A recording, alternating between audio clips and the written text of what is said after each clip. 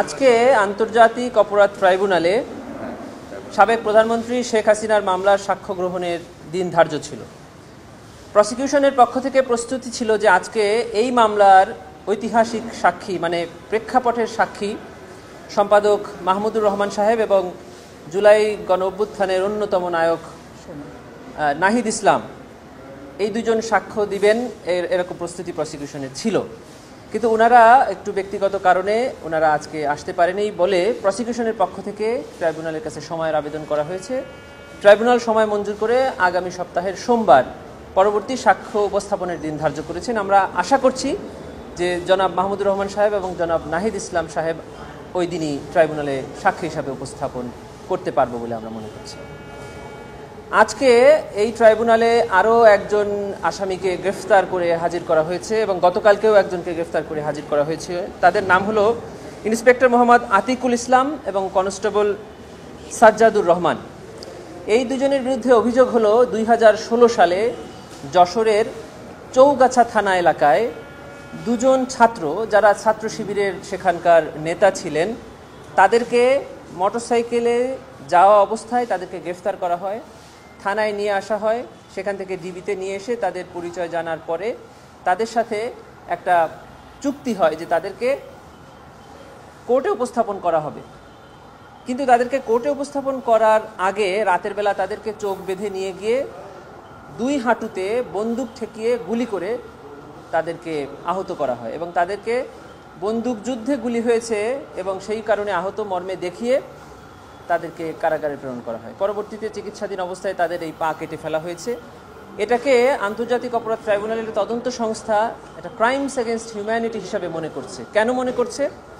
কারণ হলো এটা একটা আইসোলেটেড ক্রাইম নয়, শুধু ওই দুইজনকেই ওই সময়ে পায়ে গুলি করা হয়নি, এটা ছিল একটা সিস্টেম্যাটিক পারসিকিউশন সারা বাংলাদেশে সেই সময় এবং তার পরবর্তীতে বিরোধী রাজনৈতিক মতাবলম্বীদেরকে গ্রেফতার করে পরিকল্পিতভাবে কারো হাঁটুতে কারো হাতে বা বিভিন্ন জায়গায় এইভাবে গুলি করে তাদেরকে বিকলাঙ্গ করা হতো এবং এটা বিরোধী রাজনৈতিক দলকে নিপীড়নেরই একটি অংশ ছিল।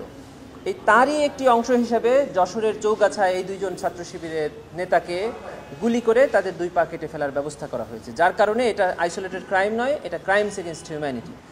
সেই সময়ে যিনি ইন্সপেক্টর আতিকুল এবং কনস্টেবল সাজ্জাদ যে দুজন গুলি করেছিল বন্দুক ঠেকিয়ে, তারা পরবর্তীতে বিভিন্ন পুলিশের দায়িত্ব পালন করেছে, এখনও দায়িত্বরত অবস্থায় ছিল। তাদের দুজনকে গ্রেফতার করে ট্রাইব্যুনালে হাজির করা হয়েছে। ট্রাইব্যুনাল তাদেরকে কারাগারে প্রেরণের আদেশ প্রদান করেছে। শেখ হাসিনার মামলায় 45টি সাক্ষ্য জেরা হয়ে গেছে, আর কতগুলো সাক্ষ্য জেরা হতে পারে? জি, আপনারা জানেন যে শেখ হাসিনার মামলায় আমরা 81 জন সাক্ষীর জবানবন্দি ট্রাইব্যুনালে দাখিল করেছিলাম। আমরা তার মধ্য থেকে 45 জন সাক্ষীর জবানবন্দি ইতিমধ্যে ট্রাইব্যুনাল গ্রহণ করেছেন। জি, এটার অন্যতম কারণ হলো যে ক্রাইমস এগেনস্ট হিউম্যানিটি হতে গেলে প্রথমেই প্রমাণ করতে হবে যে এই জুলাই গণ অভ্যুত্থানে কোনো একজনকে একটি বিশেষ কারণে হত্যা করা হয় নাই, এটা হয়েছে ওয়াইড স্প্রেডলি এবং সিস্টেম্যাটিক, মানে এক জায়গায় সংগঠিত হয়ে সারা বাংলাদেশে ছড়িয়ে গেছে এবং সকল কিলিংগুলো একই প্যাটার্নে হয়েছে। নাম্বার 1। নাম্বার 2 হলো এটি শুধু জুলাই 2024-এ হয় নাই, এটি 2009 সাল থেকে শুরু করে বিভিন্ন সময়ে বিভিন্ন আঙ্গিকে বিভিন্নভাবে এই পারসিকিউশনগুলো করা হয়েছে, যার শেষটা হয়েছে জুলাই 2024-এ। সেজন্য ওনারা বর্ণনা করবেন যে 2009 থেকে কিভাবে এই সরকার কর্তৃক নিপীড়নগুলো পরিচালিত হয়েছে এবং তারই ফলশ্রুতিতে জুলাই 2024 হয়েছে। এ কারণে ওনাদের সাক্ষ্য এবং নাহিদ ইসলাম বিশেষ করে, যিনি এই আন্দোলনের একদম প্রথম সারির নেতা ছিলেন, যার নেতৃত্বে প্রত্যেকটি কর্মসূচি ঘোষিত হয়েছিল, কেন উনি এই ধরনের পদক্ষেপ নিয়েছিলেন, কি কি সমস্যার সম্মুখীন উনি হয়েছেন, কি কি পদক্ষেপ উনি নিতে গিয়ে বাধার সম্মুখীন হয়েছে, এগুলোর বর্ণনা দিবেন এবং এটাই এই মামলার অন্যতম গুরুত্বপূর্ণ সাক্ষী, যেটাকে আমরা বলি স্টার উইটনেস হিসাবে বিবেচিত হবে। প্রসিকিউশন এই মাসের মধ্যেই সাক্ষী সমাপ্ত করার জন্য প্রস্তুত আছে।